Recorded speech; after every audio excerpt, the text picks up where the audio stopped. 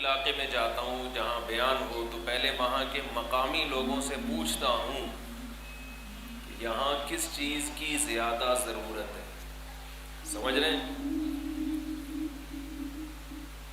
داڑھی ماشاءاللہ سب کی ہے یہاں پہ، بھائی بھی رکھ لیں گے انشاءاللہ. نماز ماشاءاللہ مسجد بھری ہوئی، اندازہ ہو گیا نماز بھی انشاءاللہ لوگ پڑھتے ہی ہیں.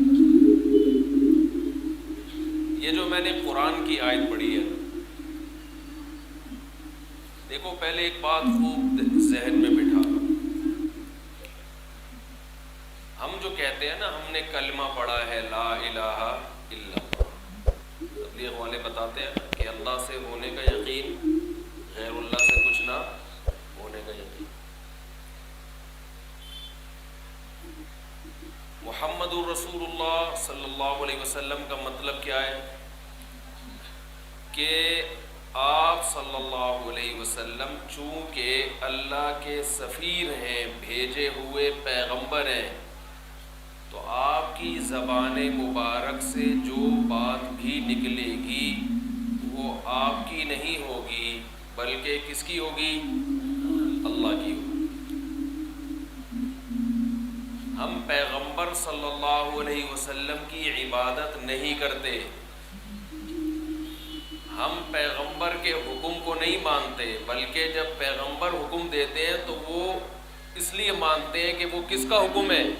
اللہ کا حکم ہے، اللہ کی مانتے ہیں. پیغمبر کی اطاعت اس لیے کی جاتی ہے کہ وہ پیغمبر کا حکم نہیں ہے بلکہ اللہ کا حکم ہے. تو اسلام میں سب سے پہلے کون ہے؟ بولو بھائی، اللہ. عبادت، غلامی اللہ کی. جس اللہ کو ہم مانتے ہیں اس نے اپنے حبیب محمد صلی اللہ علیہ وسلم کے ذریعے ہمیں بہت سارے احکام دیے. پشتو نا بھائی، پشتو، اردو، کوہستانی، یہاں زبان کون سی ہے؟ کوہستانی زبان. بس میں درمیان میں دو چار پشتو کے الفاظ میرے بخود آتے ہیں. تو اللہ نے اپنے پیغامات، اللہ براہ راست انسانوں سے کلام نہیں کرتا. تو قرآن میں اللہ نے بتایا. یہ جو خدا کے منکر لوگ ہیں نا، جو خدا کو نہیں مانتے، یہ کہتے ہیں کہ اللہ ہم سے خود کیوں نہیں ہمیں آ کے بتاتا، یہ کرو یہ نہیں کرو. اللہ کہاں ہے؟ نظر کیوں نہیں آتا؟ ہمیں خود کیوں نہیں بتاتا؟ یعنی وہ چاہتے ہیں اللہ ہر شخص کے کان میں جا کے ایک ایک بات اس کو سمجھائے، تو صحیح بن جا، تو غلط کر رہا ہے، تو صحیح کر رہا ہے. ایک ایک بات اللہ ہر آدمی کے جا کے سمجھائے گا تو پھر آزمائش ختم ہو جائے گی، پھر امتحان ختم. تو اب دیکھو اللہ نے اپنے پیغام ہمیں محمد صلی اللہ علیہ وسلم کے ذریعے ہم تک پہنچائے. ان پیغام میں سے ایک بڑا پیغام جو ہمیں اور کافروں کو ایک دوسرے سے الگ کرتا ہے، وہ پیغام ہے موت کے بعد زندگی. کافر کہتا ہے موت کے بعد دوبارہ زندگی، بولو بھائی، نہیں ہے. اللہ کیا کہتا ہے قرآن میں کہ مرنے کے بعد تم ختم نہیں ہو جاتے. ایک جہان سے دوسرے جہان میں ٹرانسفر ہو جاتا ہے تمہارا. فوجیوں کے ٹرانسفر ہوتے ہیں نا، کبھی سبی میں، کبھی گلگت میں، کبھی کدھر. تو ہمارا بھی کیا ہوتا ہے؟ ٹرانسفر ہوتا ہے. اب چونکہ ہم مرنے کے بعد ختم نہیں ہوتے، ہماری روح باقی رہتی ہے. جسم ختم ہوتا ہے، روح ہماری باقی رہتی ہے. اور پھر قیامت کے دن یہ جسم بھی ہمیں واپس ملے گا، یہ جسم بھی ہمیں واپس ملے گا.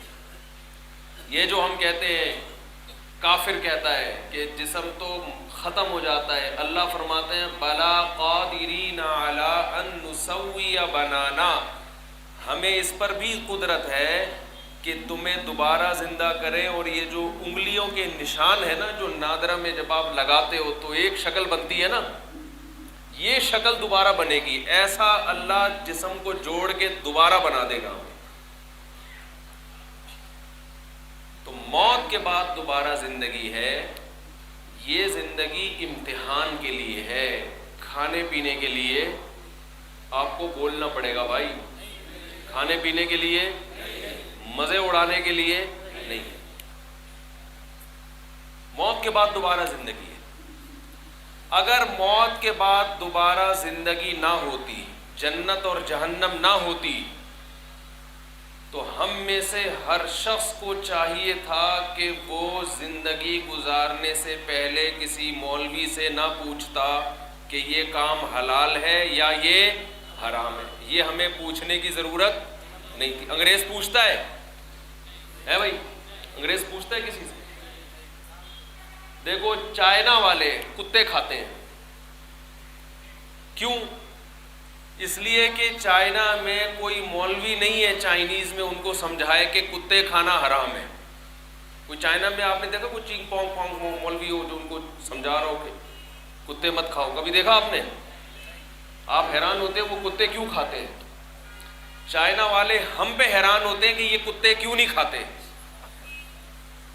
سمجھ رہے ہو؟ وہ کہتے ہیں کہ گائے میں جتنے پروٹین ہیں، جتنی طاقت گائے کے گوشت میں ہے اتنی ہی کتے کے گوشت میں ہے. تو جب کتا سستا پڑتا ہے تو گائے کھانے کی کیا ضرورت ہے؟ سمجھ میں آ رہی ہے بات کہ نہیں آ رہی؟ وہ بلی بھی کھاتے ہیں. وہ کہتے ہیں بلی میں طاقت زیادہ ہے، مرغی میں طاقت کم ہے. تو جب بلی کھا سکتے ہو تو مرغی کھانے کی کیا ضرورت ہے؟ بلی سستی پڑتی ہے ان کو. وجہ کیا ہے؟ وہ کتے بلی اس لیے کھاتے ہیں کہ انہیں بتانے والا کوئی نہیں ہے کہ کتا اور بلی انسانوں کے کھانے کی چیز نہیں ہے، یہ حرام ہے. اگر کتا کھاؤ گے تو کل قیامت کے دن تمہیں اس کتے کا حساب دینا پڑے گا کہ انسان تھے تو حلال کیوں نہیں کھایا، حرام کیوں کھایا. سمجھ میں نہیں آ رہی میرا خیال ہے بات؟ تو دیکھو ایک بات مجھے بتاؤ، جیسے کتے کا گوشت کھانا حرام ہے، چوری کی گائے بھی اسی طرح حرام ہے یا نہیں ہے؟ ایک آدمی نے مرغی چوری کی، الٹی طرف سے ذبح کر دیا اس کو. کسی نے بولا یہ تو حرام ہو گئی ہے. اس نے کہا پہلے کون سا حلال کی تھی بھائی؟ چوری کی تھی نا. چوری کی مرغی ادھر سے کاٹو یا ادھر سے کاٹو، وہ تو ہے تو بہرحال حرام ہی نا وہ. تو اب چائنا کے لوگ کتے کھاتے ہیں کیونکہ وہاں کوئی مولوی ان کو نہیں بتاتا کہ یہ کیا ہے، اللہ کی نظر میں یہ کھانا حرام ہے. تو یاد رکھو، جہاں مولوی یہ نہ بتائے کہ بہن کی وراثت کھانا حرام ہے، وہاں لوگ بہن کی وراثت بھی بولتے کیوں نہیں بھائی؟ بول لو نا، زور سے بولو یار، کھا جاتے. اسلام میں کوئی فرق نہیں ہے کتا کھانے میں اور بہن کی وراثت کھانے میں. سمجھ میں آ رہی ہے بات کہ نہیں آ رہی؟ کوئی فرق نہیں ہے. کتا کھانے میں، بیوی کا مہر کھانے میں کوئی فرق نہیں ہے. کتا کھاؤ یا چھوٹے بھائی کی وراثت کھا جاؤ. باپ مر گیا، بڑا بھائی اگر چھوٹے بھائی کا مال کھا جائے گا تو اللہ کی نظر میں اس سے اچھا وہ چائنا والا تھا جو کتا کھایا اس نے، کم از کم وہ پھر بھی اس سے بہتر ہے. آپ بولو گے مفتی صاحب عجیب باتیں کر رہے ہیں یار، کتا کھانے والا بہتر ہے یتیم کی وراثت کھانے سے. کیوں؟ وہ اس لیے بہتر ہے کہ جب آپ چھوٹے بھائی یا چھوٹی بہن کی وراثت کھاؤ گے تو دو جرم ہیں اس میں. ایک تو حرام کھانے کا گناہ، دوسرا یتیم کا مال کھانا اور بڑا گناہ ہے، تیسرا عورت کا مال کھانا اور بڑا گناہ ہے. قرآن میں صاف اللہ لا یحل لکم ان ترثوا النساء کرہا، اے ایمان والو تمہارے لیے عورت کا مال زبردستی حلال نہیں. اس کی تو الگ اللہ نے. چوتھا، رشتہ دار کا مال کھانا اور زیادہ جرم، کیونکہ رسول اللہ صلی اللہ علیہ وسلم نے فرمایا جو رشتہ داری کو توڑتا ہے وہ جنت میں داخل نہیں ہو. اب یہ جو نبی نے فرمایا کہ رشتوں کو جو توڑتا ہے، تو آپ بتاؤ رشتوں کو پہلی بات تو یہ کہ یہ جو نبی نے فرمایا جو رشتوں کو توڑتا ہے وہ جنت میں نہیں جائے گا، یہ نبی نے خود کہا، یہ اللہ کا پیغام نقل کیا ہے بھائی، اللہ کا پیغام دیا نا. تو اللہ کا پیغام جب نبی صلی اللہ علیہ وسلم نے دیا، اس میں فرمایا کہ جو رشتوں کو توڑتا ہے وہ جنت میں نہیں جاتا. اب رشتوں کو توڑنے کا طریقہ یہ نہیں ہے کہ ہتھوڑے سے لے کے رشتوں کو توڑا جائے. ہر چیز کو توڑنے کا الگ طریقہ ہوتا ہے. ہر چیز اخپل طریقے سے توڑی جاتی ہے. پتھر کیسے توڑو گے؟ ہتھوڑے سے. قسم کیسے توڑو گے؟ ہتھوڑے سے توڑو گے یا بم سے توڑو گے؟ قسم، جو چیز جو کام کا وعدہ کیا ہے وہ نہ کرو تو قسم ٹوٹ جائے گی کہ نہیں ٹوٹ جائے گی؟ تو رشتہ کیسے ٹوٹتا ہے؟ رشتہ ٹوٹتا ہے ایسا کام کیا جائے جس سے رشتہ داری کے دل میں آپ کی نفرت پیدا ہو جائے. تو کسی کا مال کھانے سے بے انتہا محبت پیدا ہوتی ہے یا نفرت پیدا ہوتی ہے؟ بھی آپ نے دیکھا، آپ نے اس کی جیب سے 500 روپے نکال کے اپنی جیب میں ڈالے، وہ آپ سے بغل گیر ہو گیا، یار آج تو تم نے ایسا کام کیا، مزہ آ گیا بھائی. کبھی دیکھا آپ نے؟ ہے بھائی، آپ نے بہن سے پیسے کھا گئے، اس کی دکان کھا گئے، اس کی زمین کھا گئے، اس کے دل میں بھائی کی محبت پیدا ہوئی، میرا بھائی کیسا غیرت مند ہے، مجھ سے پوچھے بغیر پوری جائیداد کھا گیا میری. کبھی ایسا ہوتا ہے؟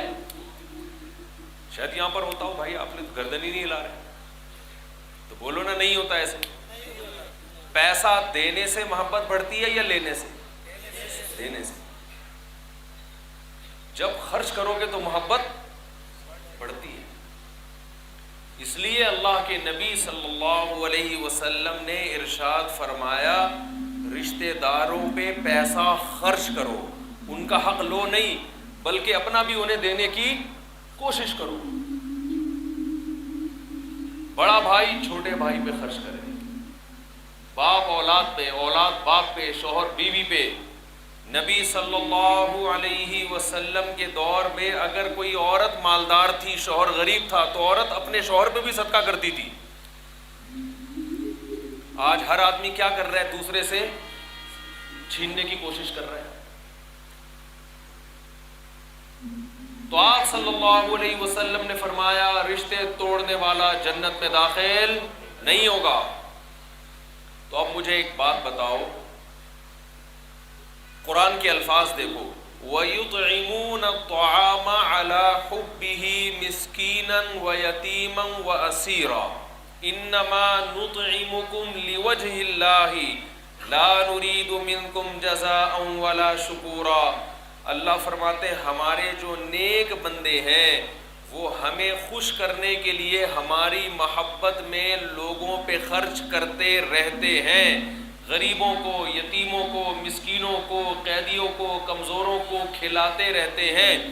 اور جب ان کو کھلاتے ہیں تو ان سے کہتے ہیں کہ ہم تمہیں اللہ کو خوش کرنے کے لیے کھلاتے ہیں، ہم تم سے اس کا بدلہ نہیں چاہتے. تو اس سے پتہ چلتا ہے کھلانے سے، دینے سے اللہ بھی، بولو نا، خوش ہوتا ہے. لینے سے اللہ خوش نہیں ہوتا. تو ایک چیز سے توبہ کرو، اگر ہم میں سے کسی نے کسی کا حق دبایا ہوا ہے، بہن کی وراثت ہے یا چھوٹے بھائی کی وراثت، بہت جگہوں پر بڑا بھائی کیا کرتا ہے، ساری زمین پہ قابض ہو جاتا ہے. چاچا بعض دفعہ ساری زمین پہ قابض ہو جاتا ہے اور اپنے بھتیجوں کو ان کا حق نہیں دیتا. اور جب بھتیجا بولتا ہے کہ میرا حق دو، میرے باپ کا کی وراثت تھی، جائیداد تھی دو، تو چاچا کیا بولتا ہے، یہ میرا احترام. بولتے کیوں نہیں بھائی؟ نہیں، یہ رشتہ داری کا خیال نہیں کرتا.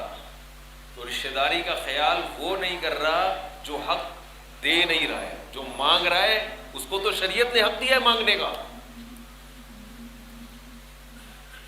دیکھو، آپ کسی شخص نے کسی سے پیسے لیے، زید نے بکر سے کیا لیے؟ پیسے لیے. اب بکر مانگنے آیا کہ بھائی تو نے میرے سے 1,00,000 روپے لیے تھے، واپس دے دے. اب زید کو غصہ آ رہا ہے، کیوں مانگ رہا ہے؟ میں تیرا دوست ہوں، تجھے خیال نہیں ہے؟ بکر غصہ کر رہا ہے، بھائی تو نے 1 مہینے کا وعدہ کیا تھا واپس کر۔ اب ایک تیسرا آدمی ان کے درمیان میں جا کے بکر کو سمجھائے کہ تو کیوں واپس مانگ رہا ہے، تجھے دوستی کا خیال نہیں ہے، تجھے اس کا خیال نہیں ہے، تو غلطی پر کون ہے، بکر یا زید؟ زید غلطی پر ہے، جس کا حق ہے اس کو تو اللہ نے حق دیا ہے مانگنے کا۔ تو اللہ نے بہن کو حق دیا ہے کہ بھائی سے اپنی وراثت مانگے۔ علماء کہتے ہیں دیکھو یہ شریعت کے بڑے مشکل احکام ہیں، لاکھوں روپے کسی کے حوالے کرنا، پوری پوری زمینیں حوالے کرنا بہت مشکل کام ہے، لیکن قرآن کہتا ہے ان لوگوں کے لیے مشکل نہیں ہے جن کا آخرت پر ایمان ہے۔ اصل جو ہماری زمین ہے نا، اصل جو زمین ہے وہ 6 فٹ کی ہے، اس کو قبر کہتے ہیں، اور آپ خوش قسمت ہو یہاں پوری 6 فٹ کی زمین ایک اکیلے آدمی کو ملتی ہے۔ کراچی میں وہ بھی اکیلے آدمی کو نہیں ملتی، 10 آدمی ایک قبر میں دفن ہو رہے ہیں، پوری 6 فٹ کی زمین بھی ایک آدمی کو نہیں مل رہی، اتنی آبادی گھس گئی ایک دوسرے میں، مردے آپس میں ایک قبر میں اکٹھے سو رہے ہیں، آپ اندازہ لگاؤ۔ تو جب انسان اس دنیا کو مسافر خانہ سمجھتا ہے، اسے پتہ ہے یہاں ہمیشہ رہنا نہیں ہے، تو اس کے لیے حق دینا آسان ہے حق مانگنے کی نسبت۔ ہمارے نبی صلی اللہ علیہ وسلم کے پاس صدقے کا کچھ، اصل میں وہ اللہ کے بینک میں جمع ہو گیا، وہ باقی یہ تو جو ہم کھا رہے ہیں یہ کیا ہے، یہ تو ختم ہو جائے گا، باقی تو وہ ہے جو کہا دے دیا۔ اب دیکھو ہم اگر ہوتے، ہم گھر میں آتے، بیوی سے پوچھتے کھانے کو ہے، کہے گی ایک فقیر آیا تھا اس کو دے دیا، تو ہم دوستوں میں اپنا واقعہ سناتے، میری بیوی نے مجھے بولا کہ کھانے کو نہیں ہے، میں نے رکھ کے تھپڑ مارا، ایسے بولتے ہیں، 2 لگائے کھینچ کے۔ دیکھو ہم جب اللہ اس کے رسول کو مانتے ہیں تو بیوی بچوں کے حقوق میں بھی کس کو ماننا پڑے گا، ان کے ساتھ رویے میں کس کو ماننا پڑے گا، بولو نا بھائی، اللہ۔ اخپل رسومات نہیں چلیں گی۔ ہمارے نبی صلی اللہ علیہ وسلم کیسا سلوک کیا کرتے تھے اپنی زوجہ کے ساتھ؟ حضرت عائشہ رضی اللہ تعالی عنہا فرماتی ہیں کہ میں برتن میں جہاں سے منہ لگا کے پانی پیتی، آپ صلی اللہ علیہ وسلم اسی جگہ گلاس کو، پیالے کو گھما کے اسی جگہ ہونٹ رکھ کے پانی پیا کرتے تھے۔ آج بتاؤ کوئی ایسا ہے جو اپنی زوجہ سے، اپنی بیوی سے ایسی محبت کا اظہار کرے؟ آج تو تکبر ہے، ہاتھ نہیں ملاتے اس کو، تکبر۔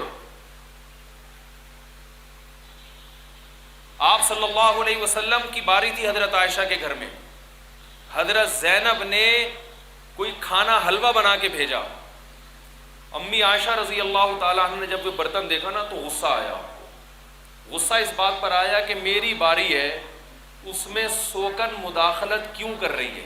سوکن سمجھتے ہیں نا، دوسری زوجہ، پتہ نہیں یہاں پر ہوتی ہے نہیں ہوتی، اللہ ہی جانے ہے، یہاں لوگوں کی 2 2 3 3 ہیں، اس لیے اتنے افسردہ بیٹھے ہیں۔ اچھا صحیح۔ تو آپ صلی اللہ علیہ وسلم کے ہاتھ سے امی عائشہ نے وہ برتن لیا اور اٹھا کے زمین پہ مار کے توڑ دیا۔ آج کسی کی بیوی یہ حرکت کرے تو ڈنڈا لے کے مارے گا نہیں مارے گا اس کو پکڑ کے؟ بولو کہ میری موجودگی میں، اچھا شاید اس وقت پردے کے حکام نازل نہیں ہوئے تھے، صحابہ کرام بھی موجود تھے، ابو بکر موجود، عمر موجود، عثمان موجود، اتنے بڑے بڑے لوگ موجود، اور امی عائشہ نے سب کی موجودگی میں اپنے نبی صلی اللہ علیہ وسلم کے ہاتھ سے وہ برتن لیا اور اٹھا کے زمین پہ مار کے توڑ دیا۔ تو آپ بتاؤ ہمارے ہاں جو اس کو غیرت سمجھا جاتا ہے وہ غیرت کیا ہے؟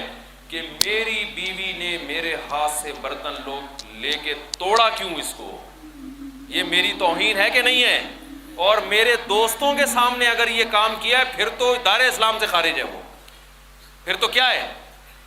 دائرہ اسلام سے خارج۔ کتنا کوٹتے پکڑ کے، کس قدر گالیاں دیتے، لیکن ہم جس نبی کے امتی ہیں، جس نبی کی اتباع کرنے پر جنت ملے گی، اللہ نے کہا نا کہ لقد کان لکم فی رسول اللہ اسوۃ حسنہ، تمہارے لیے نبی کی زندگی میں نمونہ ہے، تم نے ایسا بننا ہے جیسے کون تھے؟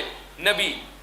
تو آپ صلی اللہ علیہ وسلم کی زندگی میں اللہ نے یہ واقعات کروائے ہیں تاکہ پتہ چلے کہ بیوی جب ایسی حرکت کرے گی تو شوہر کا ری ایکشن کیا ہونا چاہیے، شوہر کا رد عمل، بول ہی نہیں رہے یار یہ لوگ، کیا ہونا چاہیے؟ تو کیسا ہونا چاہیے؟ نبی کا ایسا تھا کہ آپ صلی اللہ علیہ وسلم کو ذرا بھی غصہ نہیں آیا، بلکہ آپ نے صحابہ سے فرمایا غارت امکم، تمہاری ماں کو غیرت آ گئی ہے، تعریف کی ہے، غیرت ہے کہ شوہر کی محبت میں اس نے یہ کام کیا ہے کہ بھئی شوہر سے محبت ہوتی ہے تو پھر برداشت نہیں کرتی نا، یہ سوکن کیوں حلوے بنا کے بھیج رہی ہے بھائی، ہے بھائی باری میری ہے اور حلوے کون کھلا رہی ہے؟ اللہ نے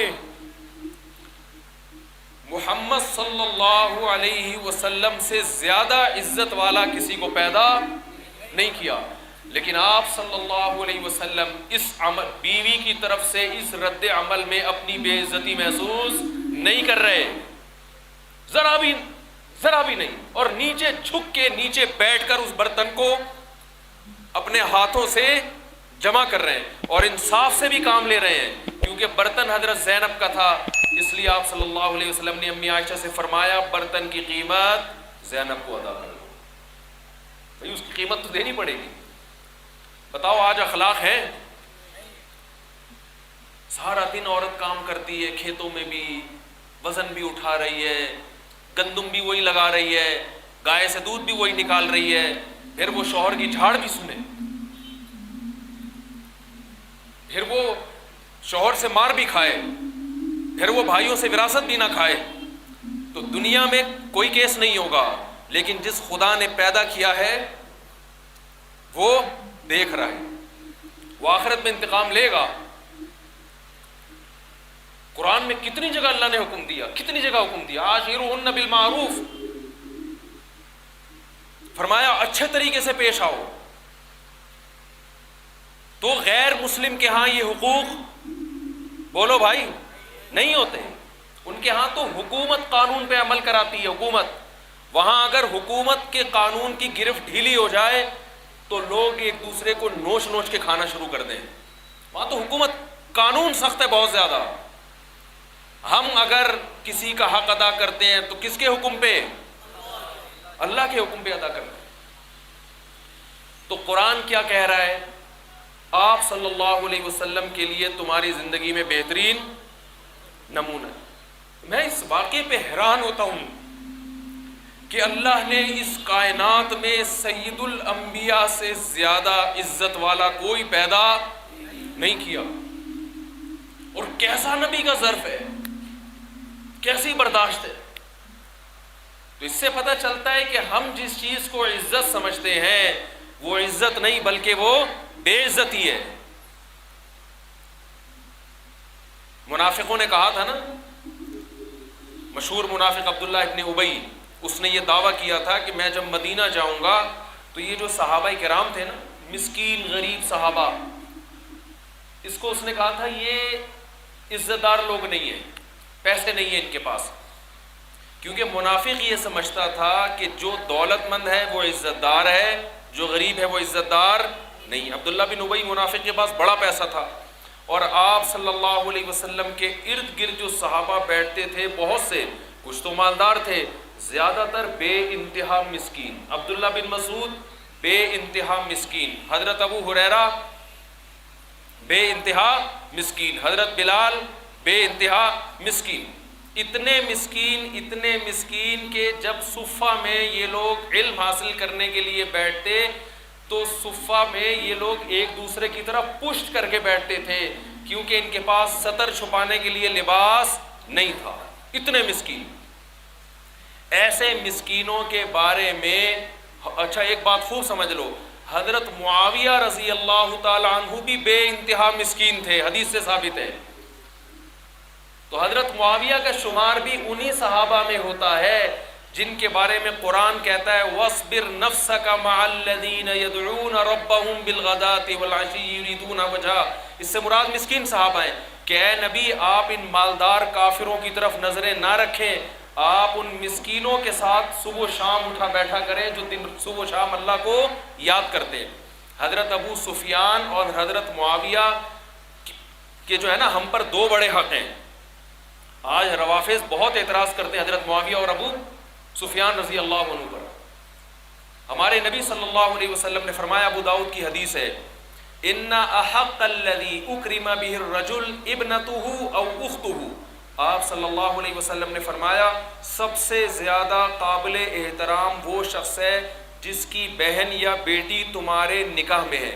اگر کسی کی بہن یا بیٹی میرے نکاح میں ہو تو وہ شخص میرے لیے قابل احترام. تو آپ بتاؤ جس کی بہن بھی اور جس کی بیٹی محمد صلی اللہ علیہ وسلم کے نکاح میں ہو وہ اس حدیث کی روشنی میں کس قدر قابل احترام ہوگا. حضرت ابو سفیان کی بیٹی نبی کے نکاح میں اور حضرت معاویہ کی بہن نبی کے نکاح میں.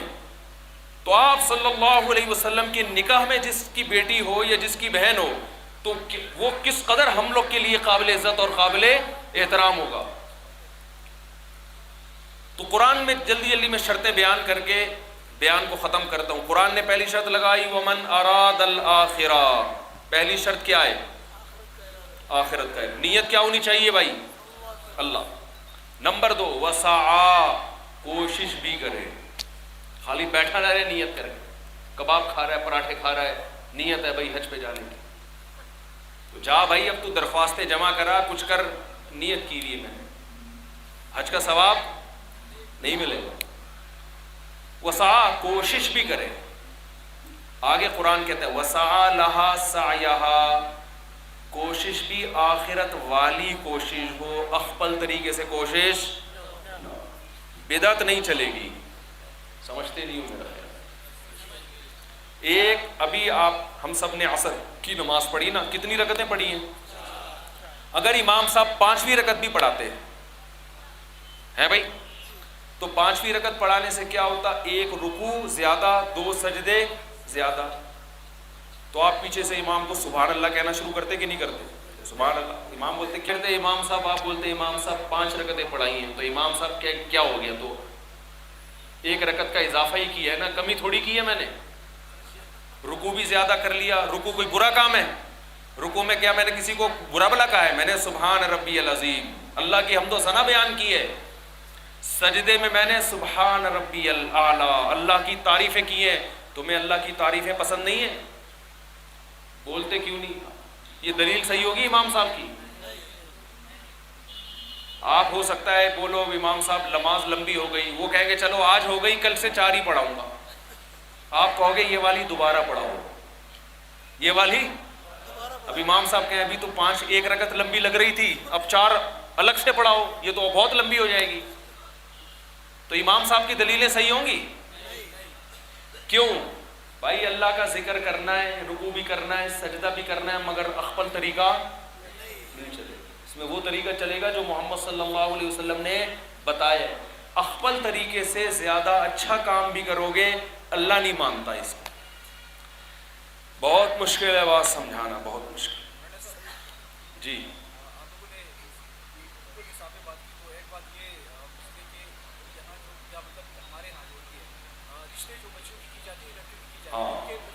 یہ بیان کے بعد آخر میں سوال کریں, پھر کرتا ہوں. ٹھیک ہے, یہ سوال کریں آخر میں.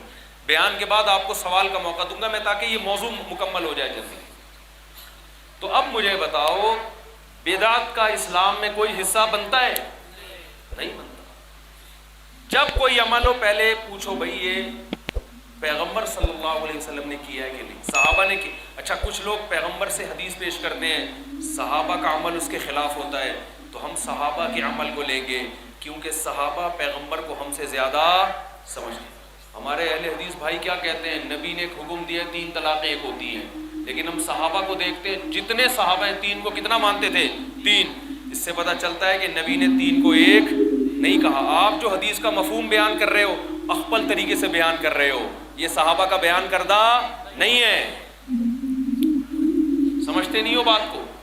آج 3 طلاقیں دے کے فوراً اہل حدیث سے فتویٰ لے آتا ہے. اہل حدیث کے فتوے سے بیوی حلال نہیں ہوگی. ایک دن میرے ایک اہل حدیث عالم سے بات ہوئی, ایک آدمی نے 3 طلاقیں دی, میں نے فتویٰ دیا, تینوں واقع ہو گئی ہیں. وہ اہل حدیث کے پاس چلا گیا, انہوں نے دے دیا کہ ایک ہوئی ہے. ایک طلاق. دیکھو مجھے ایک بات ریکارڈ کر رہے ہیں یہ ہیں؟ ہاں یہ ریکارڈ کرو لازمی, یہ سوال لازمی ریکارڈ کرو. دیکھو مجھے ایک بات بتاؤ, ہمارا ایک طالب علم تھا کے پی کے کا, تھا کیا ہیں بہت سارے. میں نے اسے ایک دن بتایا, وہ کسی گاؤں کا تھا, میں نے اسے بتایا یہ کام ناجائز ہے. اس نے کہا ہمارے علاقے کا رسم ہے, ہم نہیں چھوڑ سکتے. استاد جی ہمارے علاقے کا رسم ہے, ہم اس کو نہیں چھوڑ سکتے. میں نے کہا جنت میں جانے کا شوق ہے؟ اس نے کہا ہاں ہے. میں نے کہا اگر جنت میں اللہ یہ کہے جن کے علاقے کا یہ رسم تھا وہ اس پر عمل کر سکتے ہیں, جن کا یہ رسم نہیں تھا تو وہ عمل نہ کریں, اللہ آپ کا یہ عذر قیامت میں قبول کر لے. ایک چیز شریعت کے خلاف ہے لیکن وہ آپ کے علاقے کی رسم ہے. اب اگر اللہ کے سامنے آپ جب اللہ آپ سے پوچھے گا کہ میں نے جو عمل بتایا تھا وہ تو یہ بتایا تھا اللہ اس کے رسول کی اطاعت, تو تم نے تو اس معاملے میں رسول کی اطاعت نہیں کی, تم نے تو اپنی قوم کی اطاعت کی ہے, رسم کی اطاعت کی ہے, تو اللہ یہ عذر مانے گا قیامت کے دن؟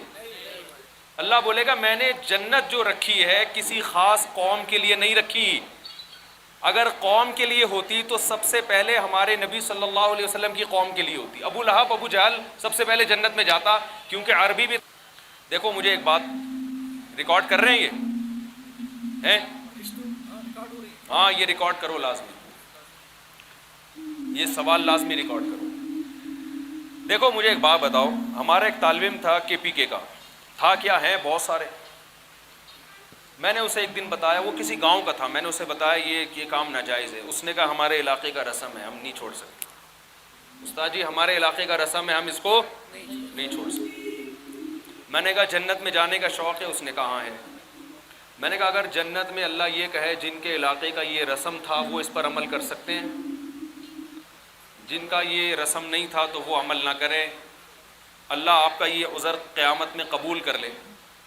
ایک چیز شریعت کے خلاف ہے لیکن وہ آپ کے علاقے کی رسم ہے. اب اگر اللہ کے سامنے جب اللہ آپ سے پوچھے گا کہ میں نے جو عمل بتایا تھا وہ تو یہ بتایا تھا اللہ اس کے رسول کی اطاعت, تو تم نے تو اس معاملے میں رسول کی اطاعت نہیں کی, تم نے تو اپنی قوم کی اطاعت کی ہے, رسم کی اطاعت کی ہے, تو اللہ یہ عذر مانے گا قیامت کے دن؟ اللہ بولے گا میں نے جنت جو رکھی ہے کسی خاص قوم کے لیے نہیں رکھی.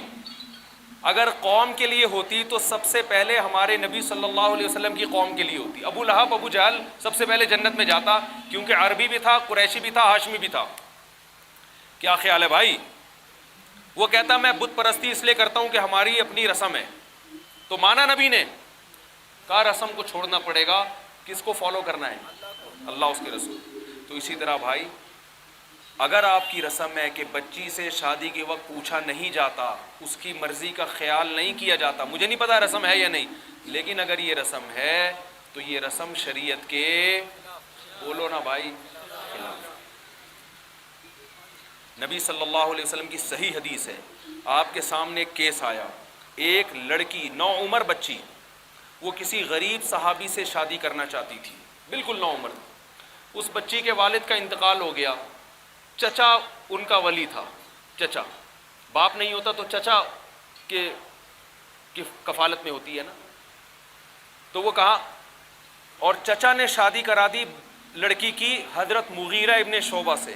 وہ مالدار تھے, مالدار بھی سردار بھی, لیکن بچی کہاں شادی کرنا چاہتی تھی؟